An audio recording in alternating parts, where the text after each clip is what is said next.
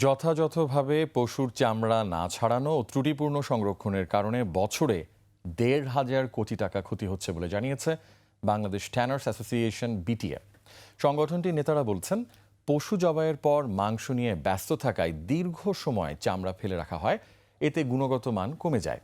অনেক ক্ষেত্রে বিদেশি ক্রেতারা অর্ডারও বাতিল করেন এ কারণে। আরও জানাচ্ছেন তৌহিদুর রহমান। কাঁচা চামড়ার বড় যোগান আসে কোরবানির ঈদকে কেন্দ্র করে। বাংলাদেশ ট্যানার্স অ্যাসোসিয়েশন বলছে, এবছর দেশে ৯০ থেকে ৯৫ লাখ পশু কোরবানি হতে পারে।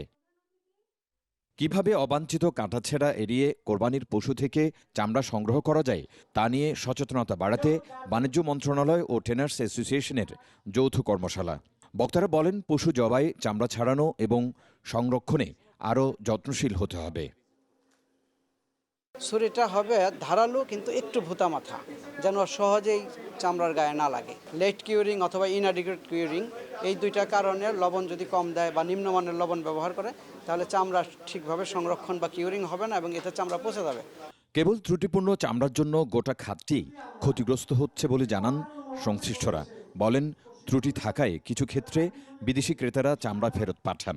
ক্ষতিগ্রস্ত যখন হয় তো সব সেক্টরের লোকে ক্ষতিগ্রস্ত হয়। এই লেস কাটটা একদম ইন্টারন্যাশনাল থেকে শুরু করা লোকাল পর্যন্ত সবারই মাথা ব্যথা হয়ে গেছে। দেশে প্রচুর লবণ উৎপাদন হলেও ঈদকে সামনে রেখে দাম বাড়ছে অভিযোগ করে বিটিএ চেয়ারম্যান পশুবাহী পরিবহনে চাঁদাবাজি বন্ধের দাবি জানান। রিজার্ভ বাড়াতে মানসম্মত চামড়ার প্রতি গুরুত্ব দেন তিনি। আমাদের অজ্ঞতার কারণে আমরা কিন্তু মাংস নিয়ে সবাই ব্যস্ত থাকি, কিন্তু চামড়াটাকে আমরা একটা কোনায় ফেলে রাখি।